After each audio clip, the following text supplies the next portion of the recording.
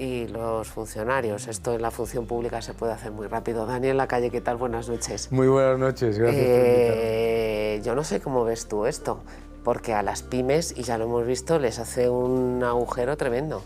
Bueno, yo creo que es que, sobre todo, el problema aquí es que se decide legislando, ¿verdad?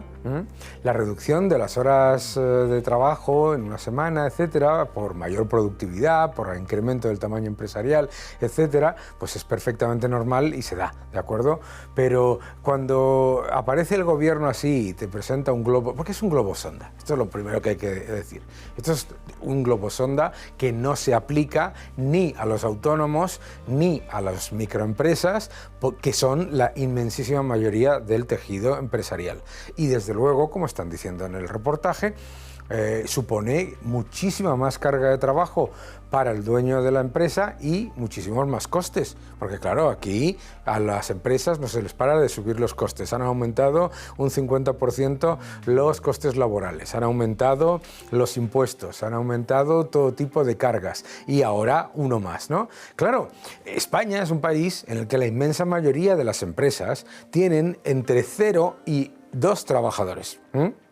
Entonces, de lo que estamos hablando literalmente es de cargar todavía más sobre ese dueño de un comercio, sobre ese farmacéutico, sobre lo que sea, todavía más, tanto monetariamente, es decir, muchos más impuestos, como de trabajo, ante algo que además el gobierno lo está utilizando de manera, bueno, el gobierno en funciones, pero la coalición esta que se han creado de manera completa y absolutamente demagógica, por una sencilla razón. Una de las cosas que han salido en la encuesta de población activa es que las horas semanales han vuelto a bajar en el trimestre. Han vuelto a bajar en el trimestre comparado con el tercer trimestre de 2019. No llegamos a las 40 ni en broma. Llegamos a las 30. Llegamos a las 30, ¿no? Entonces, claro, esos son problemas muy importantes, ¿de acuerdo? Porque lo que se está demostrando aquí es que simplemente que es legislar para el titular, que es lo que han hecho, porque han hecho un acuerdo que es subidas masivas de impuestos, subidas masivas de gasto, intervención en todos los sectores de la economía, etcétera, etcétera. Entonces lanzan un globo sonda para que la gente se crea, pero voy a trabajar menos horas. No, claro que vas a trabajar menos horas. Entre otras cosas, porque con la precariedad de los fijos discontinuos escondidos, etcétera, etcétera, pues la realidad es que lo que la gente quiere es encontrar trabajos en donde pueda estar 40 horas. ¿Que hay sectores en los que se pueden reducir las horas más rápidamente? Pues sí, los hay, pero todo esto tiene que ver con la productividad. Y el problema de España de productividad es brutal. El crecimiento de la productividad en España es bajísimo. En las últimas 2 décadas es absolutamente atroz y la productividad total de los factores es muy, muy baja. ¿Por qué es eso? Porque tenemos muchísimo más paro, las empresas son mucho más pequeñas en tamaño medio, las grandes, las pequeñas y medianas y las microempresas, que son la mayoría, y porque tenemos unas losas fiscales y burocráticas que hacen mucho más complicado mejorar la productividad. Así que nos estamos pegando más tiros en el pie. Déjame que salude a Ana Erkoreka, es la portavoz del Sindicato de Inspectores de Trabajo. Ana, ¿qué tal? Buenas noches. Hola, buenas noches, ¿cómo estáis? Bueno, esto os da más trabajo a los inspectores. Yo no sé dónde quedó aquello de la ministra Valerio de fichar. Porque con el COVID pues desbarató todos los planes de tenernos a todos controlados, fichando, entrando y saliendo. Y ahora tienen ustedes que controlar que las empresas reduzcan de forma efectiva las horas. Sí, hasta 2019 solo los contratos a tiempo parcial era obligatorio su registro. A partir del año 2019 se modifica el artículo 34 del Estatuto de los Trabajadores y todos los contratos a tiempo completo tienen que contar con un registro de jornada, donde aparece la hora de inicio y la hora de fin. Y desde la Inspección de Trabajo lo hemos venido, lo estamos controlando y lo controlaremos. Pero lo que hemos echado en falta desde el Sindicato de Inspectores de Trabajo y Seguridad Social en este acuerdo de coalición es que no está la Inspección de Trabajo. Se han presentado una serie de medidas laborales, como es una modificación del Estatuto de los Trabajadores, una nueva Estatuto del Becario, que ya lo señala la reforma laboral, nuevos permisos retribuidos, una reducción de la jornada con una reducción de sueldo, pero sin embargo no explican cómo se va a hacer. No explican. Pues lo van a hacer ustedes, ¿no estaban en huelga que decían que no tenían recursos? ¿Les van a dar más trabajo para que que tengan más argumentos para quejarse o cómo. Claro que sí, pero fijaros que en el año 2021 se aprueba un plan estratégico de la Inspección de Trabajo donde se completan ya medidas en materia de jornada en el objetivo primero, y para eso se señala en el eje tercero que es necesaria una estructura de la Inspección de Trabajo, una modernización de la Inspección de Trabajo y que nos den recursos y medios. Este plan estratégico no se ha cumplido en lo relativo al eje tercero, no se ha aprobado la estructura y ahora, sin embargo, nos anuncian más actuaciones, más competencias y, sin embargo, no han aprobado lo anterior. Por eso lo que echamos en falta en este acuerdo de gobierno es que falta la Inspección de Trabajo, falta que expliquen cómo lo van a hacer y falta que refuercen la Inspección de Trabajo. Pues a lo mejor cuando terminen los actos públicos y empecemos a trabajar en serio nos enteramos. Ana, y hablaremos de ello en su momento. Muchísimas gracias. Buenas noches. Buenas noches. Gracias a vosotros por contar con nosotros. Seguimos, Daniel, con esa idea de que las empresas son las malas. Las empresas tienen que dar más tiempo libre a sus empleados, pagándoles lo mismo. Las empresas tienen que pagar más impuestos porque se les cae el dinero de los bolsillos. De hecho, se ha anunciado una subida de impuestos. Tuvimos hace poco a Ferrovial, que al final se fue. Sí. Y ahora es Repsol el que dice, oiga, que me voy a Portugal. Como dicen muchos autónomos y como dicen muchos pequeños empresarios, ese clima antiempresa, sí, al final tiene resultados. Hombre, claro que tiene los consecuencias. Tiene. Claro que los tiene. Yo te tengo, con todo el respeto a los que trabajan como inspectores de trabajo, me parece una cosa tan anticuada y tan ridícula ir por ahí creando todavía más funcionarios para ir mirando si ha fichado usted o si no ha fichado o no, cuando en el resto del mundo lo que estamos haciendo, lo que está todo el mundo haciendo, es precisamente mejorar en flexibilidad, mejorar en capacidad para pues, conseguir objetivos, etcétera, sin acudir a este tipo de represión completamente ridícula, por otro lado. ¿Cuál es el problema? El problema aquí, pues efectivamente, te lo he dicho, es una coalición en la que todo parte de la base de que los malvados son las empresas son malas, ¿no?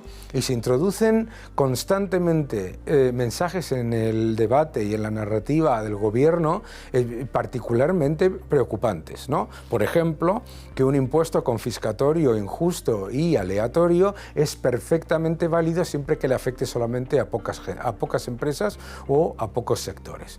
Que se puede hacer aleatoriedad política en la fiscalidad. Que se pueden poner impuestos sobre los ingresos porque no te sale el cálculo de que los beneficios han subido. Que se puede poner un impuesto a nivel nacional sobre algo que ya está gravado a nivel autonómico porque no te gusta que la autonomía X lo bonifique. Piensa desde el punto de vista de seguridad jurídica lo que eso dice, porque claro, dice, por favor, si ponerle un impuesto a los ingresos de la banca no tiene por qué afectar a nada más. ¿Cómo que no? ¿Cómo no va a pensar un empresario de cualquier sector que le van a crujir a él después si le va relativamente bien? Es que este es un país que tiene un observatorio de los márgenes empresariales.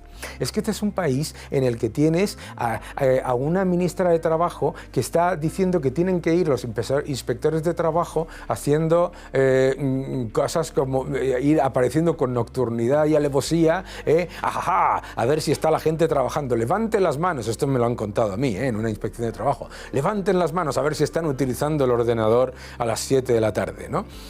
Mira, esto es tan ridículo, que luego, ¿sabes lo que pasa?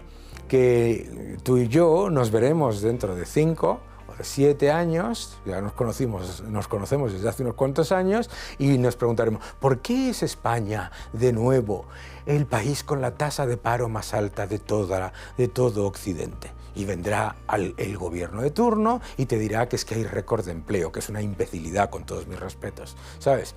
Que te van a decir que va todo maravillosamente y que todo es culpa de las empresas. Y entonces resulta que tenemos 50.000 empresas menos cotizando que antes de 2019 y aquí no pasa nada, eso no genera titulares. Resulta que se ponen impuestos aleatorios y represión fiscal y laboral a las empresas y no pasa absolutamente nada. Y mientras tanto, yo no veo ni el observatorio del despilfarro político, ni el observatorio del desastre fiscal, ni nada. Parece como si viviésemos en una especie de sociedad de la abundancia en la que sobra todo y luego resulta que estamos perdiendo renta per cápita con respecto, ajustado por poder adquisitivo con respecto a la media de la Unión Europea. Estábamos a 9 puntos de la Unión Europea, ya estamos a 11. Estamos perdiendo en el nivel de pobreza, el 25% de la gente dice que no llega a fin de mes.